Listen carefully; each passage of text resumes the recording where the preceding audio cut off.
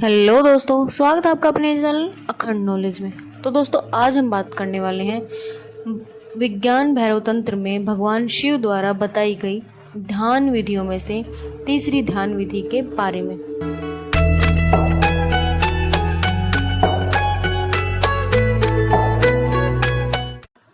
तो दोस्तों, यह तंत्र सूत्र विधि तीसरी कुछ इस प्रकार है। जब कभी अंत श्वास और बहिर्श्वास एक दूसरे में विलीन होती है, उस क्षण में ऊर्जा रहित ऊर्जा पूरित केंद्र को स्पर्श करो। अर्थात हम केंद्र और परिधि में विभाजित हैं। शरीर परिधि है और हम शरीर को यानी कि परिधि को जानते हैं, लेकिन हम यह नहीं जानते कि केंद्र कहाँ है। जब बहिर्श्वास अंतश्वास में विलीन होती है, जब वे एक हो जाती हैं, जब तुम यह नहीं कह सकते हो कि यह अंतश्वास है कि बहिर्श्वास, जब यह बताना कठिन हो कि श्वास भीतर जा रही है कि बाहर जा रही है, जब श्वास भी प्रवेश की बाहर की तरफ मुड़ने लगती है, तभी विलय का क्षण है। तब श्वास जाती है और न भीतर आती है। श्वास गतिहीन है, जब वह बाहर जाती है गतिमान है, जब वह भीतर जाती है गतिमान है, और जब वह दोनों में कुछ भी नहीं करती तब वह मौन है, अचल है। और तब तुम केंद्र के निकट हो। आने वाली और जाने वाली श्वासों का यह विलय बिंदु तुम्हारा केंद्र है। इसे इस तरह देखो, जब श्वास भीतर जाती है तो कहाँ जाती है? वह तुम्हारे केंद्र को जाती है। और जब वह श्वास भी बाहर जाती है तो कहाँ जाती है? केंद्र से बाहर जाती है। इसी केंद्र को स्पर्श करना, यही कारण है कि ताओवादी संत और जैन संत कहते हैं कि सिर तुम्हारा केंद्र नहीं है, नाभि तुम्हारा केंद्र है। श्वास नाभि केंद्र को आती है, फिर वहां से लौट जाती है, फिर उसकी यात्रा करती है। जैसा कि कहा गया, श्वास तुम्हारे और तुम्हारे शरीर के बीच सेतु है। तुम शरीर को तो जानते हो, लेकिन यह नहीं जानते कि केंद्र कहाँ है। श्वास निरंतर केंद्र को जा रहा है और वहां से लौट रहा है, लेकिन हम पर्याप्त श्वास नहीं लेते। इस कारण से साधारण वह केंद्र तक नहीं पहुंच पाती है। खासकर आधुनिक समय में तो वह केंद्र तक ही नहीं जाती है, और नतीजा यह है कि हर एक व्यक्ति विकेंद्रित अनुभव करता है, अपने को केंद्र से च्युत महसूस करता है। पूरे आधुनिक संसार में जो लोग भी थोड़ा सोच विचार करते हैं, वे महसूस करते हैं कि उनका केंद्र खो गया है। इमेजिन कीजिए, एक सोए हुए बच्चे को देखिए, उसकी श्वास का निरीक्षण कीजिए। जब उसकी श्वास भीतर जाती है तो उसका पेट ऊपर उठता है, उसकी छाती अप्रभावित रहती है। यही वजह है कि बच्चों की छाती नहीं होती, उनके केवल पेट होते हैं, जीवंत पेट। श्वास प्रश्वास के साथ उनका पेट ऊपर नीचे होता है, उनका पेट ऊपर नीचे होता है, और बच्चे अपने केंद्र पर होते हैं, वो केंद्र में होते हैं। और यही कारण है कि बच्चे इतने सुखी हैं, इतने आनंदमय हैं, इतनी ऊर्जा से भरे हैं कि कभी थकते ही नहीं, और ओवरफ्लोइंग है। वे सदा वर्तमान क्षण में होते हैं, न उनका अतीत है न भविष्य है। एक बच्चा क्रोध कर सकता है। जब वह क्रोध करता है तो समग्रता से क्रोध करता है, वह क्रोध ही हो जाता है, और तब उसका क्रोध भी कितना सुंदर होता है। जब कोई समग्रता से क्रोध ही हो जाता है तो उसके क्रोध का भी अपना ही सौंदर्य होता है, क्योंकि समग्रता सदा सुंदर होती है। तुम क्रोधी हो और सुंदर नहीं हो, क्रोध में तुम कुरूप लगोगे, क्योंकि यह खंड सदा कुरूप होता है। क्रोध के साथ ही ऐसा नहीं है, तुम प्रेम भी करते हो तो भी कुरूप लगते हो, क्योंकि उसमें भी तुम खंडित हो, बटे बटे हो। जब तुम किसी को प्रेम कर रहे हो, जब तुम संभोग में उतर रहे हो, तो अपने चेहरे को देखो, आईने के सामने प्रेम करो और अपना चेहरा देखो, वह कुरूप और पशुवत होगा। प्रेम में भी तुम्हारा रूप कुरूप हो जाता है। क्यों? क्योंकि तुम्हारे प्रेम में भी द्वंद्व है। तुम कुछ बचा कर रख रहे हो, कुछ रोक रहे हो, तुम बहुत कंजूसी कर रहे हो। तुम अपने प्रेम में भी समग्र नहीं हो, तुम समग्रता से परे हो। और बच्चा क्रोध और हिंसा से भी समग्र होता है। उसका मुखड़ा दीप्त और सुंदर हो उठता है। वह यहाँ और अभी होता है। उसके क्रोध का न किसी अतीत से कुछ लेना देना है और न किसी भविष्य से। वह हिसाब ही नहीं रखता, वह मात्र क्रुद्ध है। बच्चा अपने केंद्र पर है, और जब तुम केंद्र पर होते हो तो सदा समग्र होते हो। तब तुम कुछ करते हो, वह समग्र होता है। भला या बुरा, वह समग्र होता है। और जब खंडित होते हो, केंद्र से च्युत होते हो, तो तुम्हारा हर एक काम भी खंडित होता है, क्योंकि उसमें तुम्हारा खंड ही होता है। उसमें तुम्हारा समग्र संवेदित नहीं होता है। खंड समग्र के खिलाफ जाता है और वही कुरूपता पैदा करता है। कभी हम सब बच्चे थे। क्या बात है कि जैसे जैसे हम बड़े होते हैं, हमारी श्वास क्रिया उथली ही हो जाती है। तब श्वास पेट तक कभी नहीं जाती, नाभि केंद्र को छूती ही नहीं। अगर वह ज्यादा से ज्यादा नीचे जाएगी तो वह कम से कम उथली रहेगी, लेकिन वो तो सीने को छूकर लौट आती है। वह केंद्र तक जाती ही नहीं। तुम केंद्र से डरते हो, क्योंकि केंद्र पर जाने से तुम समग्र हो जाओगे। अगर तुम खंडित रहना चाहो तो खंडित रहने की यही क्रिया है। तुम प्रेम करते हो, अगर तुम केंद्र से श्वास लो तो तुम प्रेम में पूरे बहोगे। तुम डरे हुए हो, तुम दूसरे के प्रति, किसी के भी प्रति खुल होने से, असुरक्षित और संवेदनशील होने से डरते हो। तुम उसे अपना प्रेमी कहो कि प्रेमिका कहो, तुम डरे हुए हो, वह दूसरा है। और अगर तुम पूरी तरह खुले हो, असुरक्षित हो, तो तुम नहीं जानते कि क्या होने वाला है। तब तुम हो, समग्रता से हो। दूसरे अर्थों में तुम पूरी तरह से दूसरे में खो जाने से डरते हो, लेकिन तुम गहरी श्वास नहीं ले सकते। तुम अपनी श्वास को शिथिल और ढीला नहीं कर सकते हो, क्योंकि वह केंद्र तक चली जाएगी। क्योंकि जिस क्षण श्वास केंद्र पर पहुंचेगी, तुम्हारा कृत्य अधिकाधिक समय और समग्र होने लगेगा। क्योंकि तुम समग्र होने से डरते हो, तुम उथली श्वास लेते हो, तुम अल्पतम श्वास लेते हो, अधिकतम नहीं। यही कारण है कि जीवन इतना जीवनहीन लगता है। अगर तुम न्यूनतम श्वास लोगे तो जीवन जीवनहीन ही होगा ना।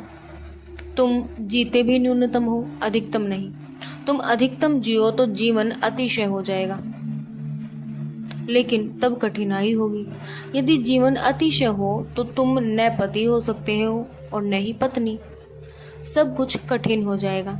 अगर जीवन अतिशय हो तो प्रेम अतिशय होगा। तब तुम एक से ही बंधे नहीं रह सकते। तब तुम सब तरफ प्रवाहित होने लगोगे, सभी आयाम में तुम भर जाओगे, और उस हालत में मन खतरा महसूस करता है, इसलिए जीवित ही नहीं रहना उसे मंजूर है।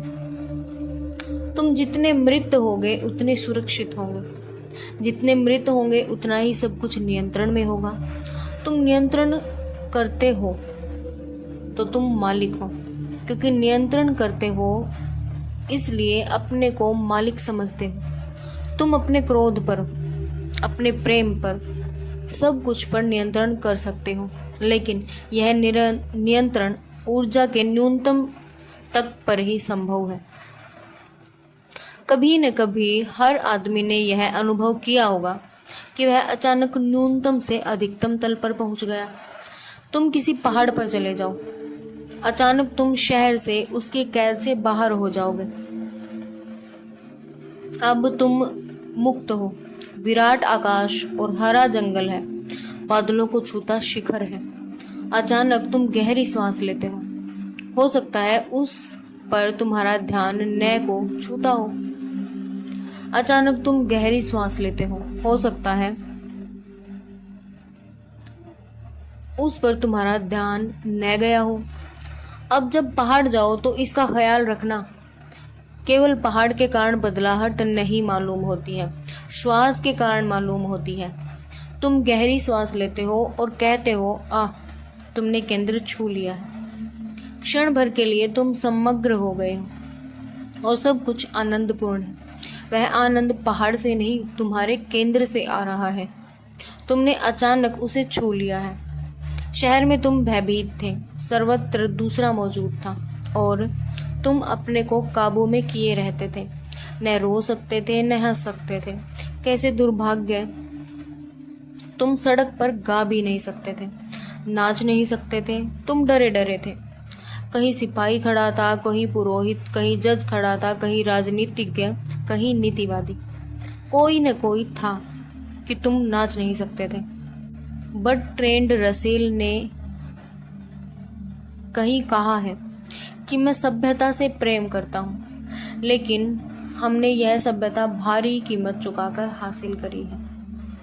तुम सड़क पर नहीं गा सकते, नहीं नाच सकते, लेकिन पहाड़ चले जाओ और वहां अचानक नाच सकते हो। तुम आकाश के साथ अकेले हो और आकाश कारागृह नहीं है। वह खुलता ही जाता है, खुलता ही जाता है, अनंत तक खुलता ही जाता है। एकाएक तुम एक गहरी श्वास लेते हो, केंद्र छू जाता है और तब आनंद ही आनंद है। लेकिन वह लंबे समय तक टिकने वाला नहीं है। घंटे 2 घंटे में पहाड़ विदा हो जाएगा। तुम वहां रह सकते हो, लेकिन पहाड़ विदा हो जाएगा। तुम्हारी चिंताएं लौट आएंगी। तुम शहर देखना चाहोगे, पत्नी को पत्र लिखने की सोचोगे, या सोचोगे कि 3 दिन बाद वापस जाना है, तो उसकी तैयारी शुरू करें। अभी तुम आए हो और जाने की तैयारी होने लगी। फिर तुम वापस आ गए और गहरी श्वास सच में तुमसे कहीं खो गई। वह अचानक घटित हुई थी। बदली परिस्थिति के कारण गियर बदल गया था। नई परिस्थिति में तुम पुराने ढंग से श्वास नहीं ले सकते थे, इसलिए क्षण भर को एक नई श्वास आ गई थी। उसने केंद्र को छू लिया था और तुम आनंदित हो गए थे। शिव कहते हैं, तुम प्रत्येक क्षण केंद्र को स्पर्श कर रहे हो, या यदि नहीं स्पर्श कर रहे हो तो कर सकते हो। गहरी धीमी श्वास लो और केंद्र को स्पर्श करो। छाती से श्वास मत लो, वह एक चाल है। सभ्यता, शिक्षा और नैतिकता ने हमें उथली श्वास लेना सिखा दिया है। केंद्र में गहरे उतरना जरूरी है, अन्यथा तुम गहरी श्वास नहीं ले सकते। जब तक मनुष्य समाज काम वासना के प्रति गैर दमन की दृष्टि नहीं अपनाता, तब तक वह सच में श्वास नहीं ले सकता। अगर श्वास पेट तक गहरी हो जाए तो वह काम केंद्र को ऊर्जा देती है, वह काम केंद्र को छूती है, उसकी भीतर से मालिश करती है। तब काम केंद्र अधिक सक्रिय, अधिक जीवंत हो उठता है और सभ्यता काम वासना से भयभीत है। हम अपने बच्चों को जननेंद्रिय छूने ही नहीं देते। हम कहते हैं रुको, उन्हें छुओ मत। जब बच्चा पहली बार जननेंद्रिय छूता है तो उसे देखो और कहो रुको, और तब उसकी श्वास क्रिया को देखो। जब तुम कहते हो रुको, जननेंद्रिय मत छुओ, तो उसकी श्वास तुरंत उथली पुथली हो जाएगी, क्योंकि उसका हाथ ही काम केंद्र को नहीं छू रहा है। गहरे में उसकी श्वास भी उसे छू रही है। अगर श्वास उसे छूती रहे तो हाथ को रोकना कठिन है, और अगर हाथ रुकता है तो बुनियादी तौर से जरूरी हो जाता है कि श्वास गहरी न होकर उथली रहे। हर काम से भयभीत है हम। शरीर का निचला हिस्सा शारीरिक तल पर ही नहीं, मूल्य के तल पर भी निचला हो गया है। वह निचला कहकर निंदित किया जाता है। इसलिए गहरी श्वास नहीं, उथली श्वास ली जाती है। दुर्भाग्य की बात यह है कि श्वास नीचे को ही जाती है। अगर उपदेशक की चलती तो वह पूरी यंत्र रचना को बदल देता। वह सिर्फ ऊपर की ओर सिर में श्वास लेने की इजाजत देता, और तब काम वासना बिल्कुल अनुभव नहीं होती। अगर काम विहीन मनुष्य को जन्म देना है तो श्वास प्रणाली को बिल्कुल बदल देना होगा। तब श्वास को सिर में सहस्त्रार में भेजना होगा और वहां से मुंह में वापस लाना होगा। मुंह से सहस्त्रार उसका मार्ग होगा। उसे नीचे गहरे में नहीं जाने देना होगा, क्योंकि वहां खतरा है। जितने गहरे उतरोगे उतने ही जैविकी के गहरे तलों पर पहुंचोगे। तब तुम केंद्र पर पहुंचोगे, और वह केंद्र काम केंद्र के पास ही है। ठीक भी है, क्योंकि काम ही जीवन है। इसे इस तरह देखो, श्वास ऊपर से नीचे को जाने वाला जीवन है। काम ठीक दूसरी दिशा से नीचे से ऊपर को जाने वाला जीवन है। काम ऊर्जा बह रही है और श्वास ऊर्जा भी बह रही है। श्वास का रास्ता ऊपर शरीर में है और काम का रास्ता निम्न शरीर में है। और जब श्वास को काम मिलते हैं, जीवन को जन्म देते हैं। इसलिए अगर तुम काम से डरते हो तो दोनों के बीच दूरी बनाओ, उन्हें मिलने मत दो। सच तो यह है कि सभ्य आदमी बधिया किया हुआ आदमी है। यही कारण है कि हम श्वास के संबंध में नहीं जानते और हमें यह सूत्र समझना कठिन है। शिव कहते हैं, जब कभी अंतःश्वास और बहिर्श्वास एक दूसरे में विलीन होती है, उस क्षण में ऊर्जा रहित ऊर्जा पूरित केंद्र को स्पर्श करो।